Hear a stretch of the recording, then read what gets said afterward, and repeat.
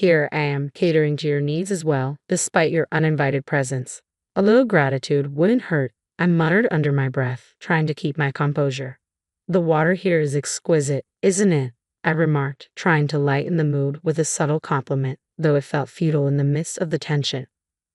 Here I am, sitting in this upscale establishment where I'm supposedly welcomed, left with nothing but a solitary glass of water, while the rest of the family indulges. My mother-in-law's cutting words sliced through the air once again, leaving me speechless. My name's Chloe. Fresh out of college, I dove headfirst into the corporate world, dedicating myself to sales ever since. Despite my achievements, my parents incessantly badger me about settling down. Succumbing to their persistent pleas, I reluctantly signed up for a matchmaking service at the age of 37. I married Ricky, who happens to be 5 years my junior, thinking it would ease my parents' worries. Little did I know, a sudden trial awaited us. Ricky's company folded amid an economic slump. Thankfully, between our combined incomes and my prudent savings, we managed to weather the storm. I encouraged Ricky to take on the role of homemaker temporarily until he secured another job. Admittedly, his domestic skills leave much to be desired, but having someone manage the household while I support us financially is a relief. Despite my extra effort and overtime to enhance sales materials and earn performance bonuses, months passed with no sign of Ricky's willingness to re-enter the workforce. When I suggested he consider part-time work, Ricky brushed it off, deeming it unsuitable for his future aspirations. As time wears on, Ricky grows increasingly agitated whenever I broach the subject of his job search. While he may appear unperturbed, still receiving unemployment benefits, his prolonged unemployment leaves me on edge. Eventually, Ricky begins to make demands for money, hinting that his savings from his bachelor days have evaporated. Though I never knew the extent of his savings, his post-marriage spending habits seemed extravagant. Whether it was splurging on home gym equipment or indulging in the latest video games, it's evident that he wasn't prudent with his finances. Now, with his unemployment benefits exhausted, the financial burden falls squarely on my shoulders. In exchange for Ricky handling household chores, I've taken on the responsibility of covering most expenses, from rent and utilities to groceries and daily essentials, solely from my paycheck. However, I'm stretched thin, unable to provide any more financial support. Despite this, Ricky argues, I don't have a single dollar to my name. Can't you throw in a bonus every now and then? Ricky's request pushes me to my limit, and I retort sharply, I don't have an allowance either, and I simply can't afford to give more. I understand the urgency of finding a full-time job, but even a part-time job would suffice for now. We can't continue like this. Our disputes over finances have become all too common, yet they always reach a standstill. Eventually, Ricky begins receiving financial assistance from his parents, further straining my relationship with them. During a visit to his parents, my mother-in-law lectures, a wife should quietly support her husband, earn more, and allow my son his freedom. Such comments only deepen the chasm between me and Ricky's parents.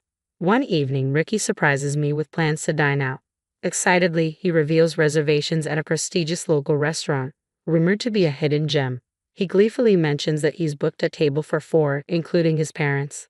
With caution, I inquire about the affordability of such a lavish restaurant.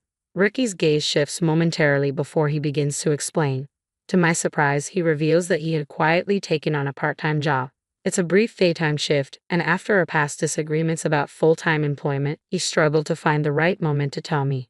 As a gesture of apology and reconciliation, he arranged the dinner reservation at a nice restaurant. Touched by his sincerity, I accept his invitation wholeheartedly. Although I harbor numerous questions about his workplace and position, Ricky reassures me that we'll discuss it over dinner, opting to keep the details vague for the time being.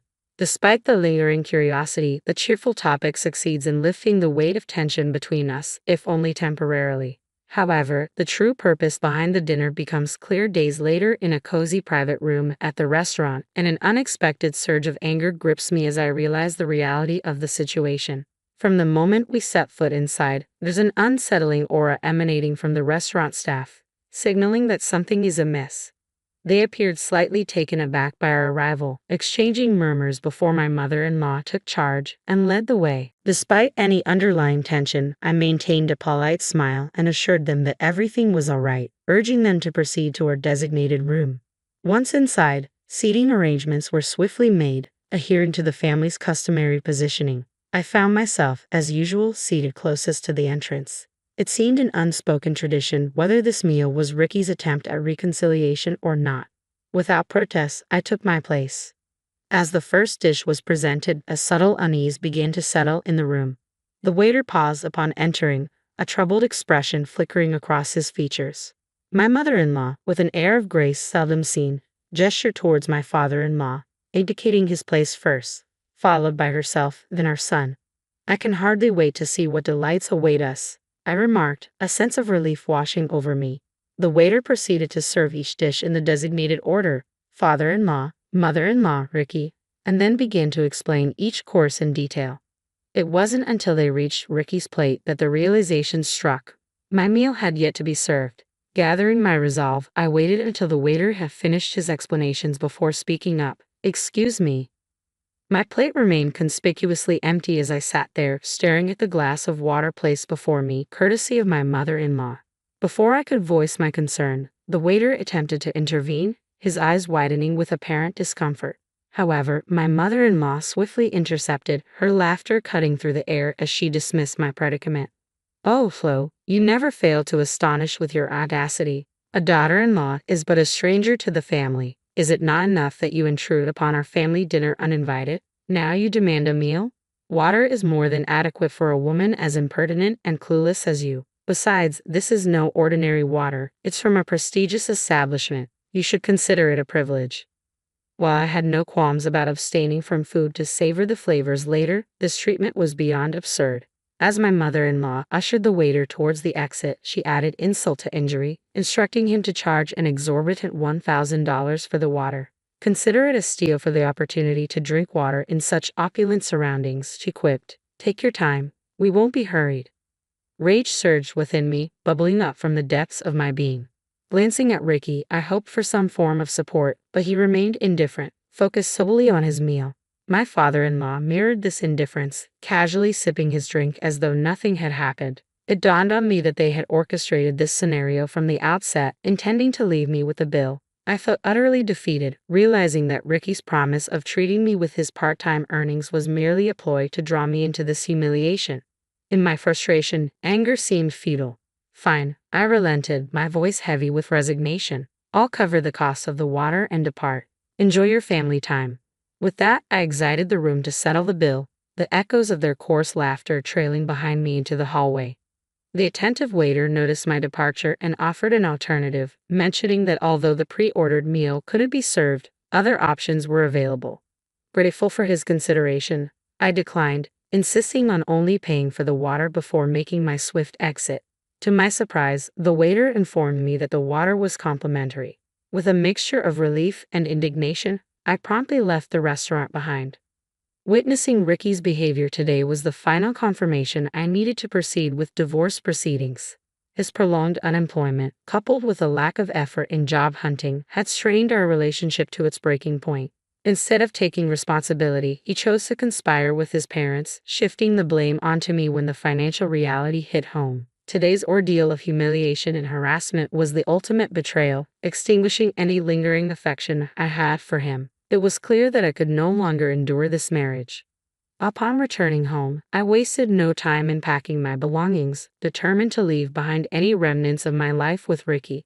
Our once shared space now felt suffocating, overrun by his hobbies and possessions. As I reflected on our situation, I realized that my personal belongings were minimal, having prioritized saving since Ricky's business downfall cast a shadow over our finances. With a sense of purpose, I lugged my trusty suitcase from my college days, filled it with essentials, and set off for the hotel where I would spend the night, a temporary refuge as I embarked on my journey towards a fresh start. The following morning brought a newfound sense of vigor as I indulged in a hearty hotel breakfast before heading off to work. It had been an eternity since I'd relished such a meal. Typically, my breakfast consisted of nothing more than a plain slice of toast, devoid of jam or butter, due to my tight financial constraints. I marveled at the recent improvements in hotel services, appreciating the small luxuries amidst my mundane routine. En route to work, I made a brief stop at the city office to collect divorce papers from the after-hours window.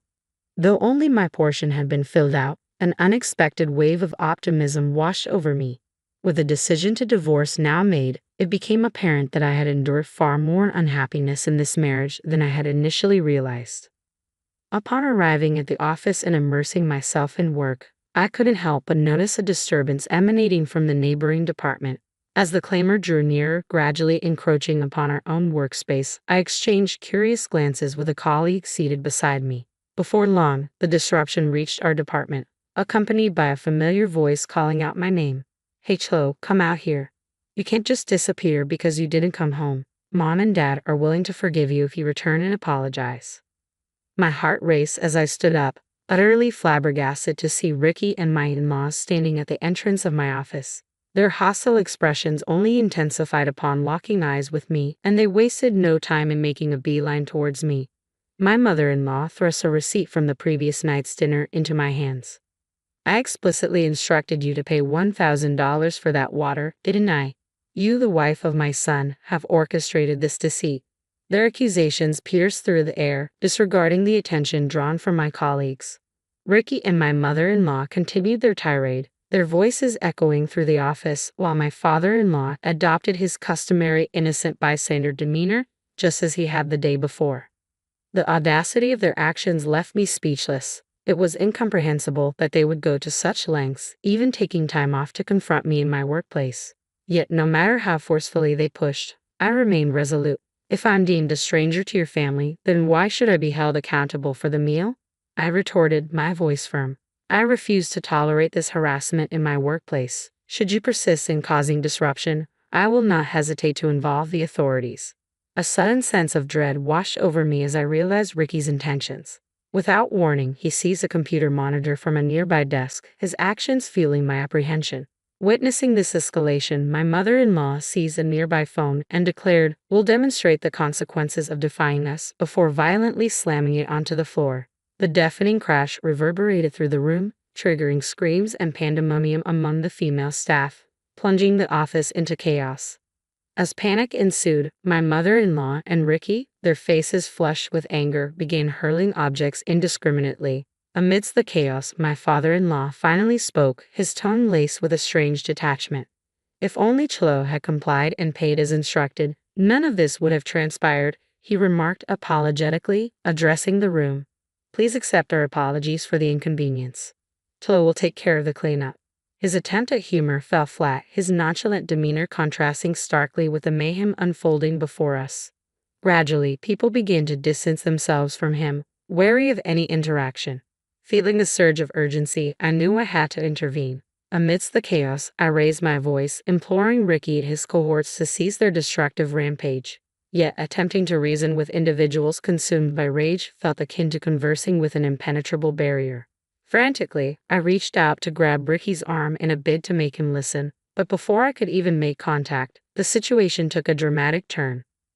Suddenly, the room was flooded with the presence of police officers, their arrival signaling a swift end to the turmoil. It appeared that someone from the adjacent department had alerted the authorities upon witnessing the mayhem unfold. Ricky's accusatory glare pierced through the chaos, his enraged voice cutting through the cacophony. "You called the cops," he bellowed before launching a punch towards me. In an instant, 3 officers swiftly intervened, swiftly restraining him and bringing him to the ground. It was a scene straight out of a television drama as they proceeded to arrest him on the spot for assault. Later that day, a surreal convergence occurred at the police station, where the company's CEO, myself, and Ricky's parents found ourselves gathered. The company promptly filed a report detailing the property damage incurred during the chaos. Seeking legal counsel regarding the harassment and tumultuous events, I faced the challenge of substantiating certain claims, particularly regarding the incidents at the restaurant and Ricky's financial negligence. After deliberation with my lawyer, it became apparent that pursuing legal action would be arduous and uncertain. Hence, the decision was made to pursue a settlement. Negotiations became complex once Ricky secured legal representation, but eventually we reached an agreement for a divorce devoid of asset division, coupled with compensation for the emotional distress inflicted by Ricky's workplace violence. Meanwhile, the assault case concluded swiftly, culminating in compensation for the injuries I sustained within 2 months. Regarding the damages incurred by the company, all legal battle seemed futile and potentially detrimental due to the risk of negative publicity. Thus, the company opted for an out-of-court settlement, prioritizing damage control over monetary gain, ultimately agreeing to a substantial settlement sum in lieu of legal action. In the aftermath, Ricky emerged as the sole individual burdened with a criminal record, while he and his parents found themselves saddled with a substantial debt owed to both me and the company. Struggling to fulfill their financial obligations, they resorted to tapping into their retirement funds, leaving them financially destitute. In a last-ditch effort to salvage Ricky's prospects, his parents orchestrated his return home and utilized their connections to secure him a position at another company. However, this newfound opportunity proved short-lived. Unbeknownst to them, Ricky's new employer maintained business ties with my company. Upon learning of Ricky's tumultuous history, exacerbated by rumors circulating about his volatile behavior, the company's CEO swiftly took action to protect their reputation, prompting Ricky to resign from his position.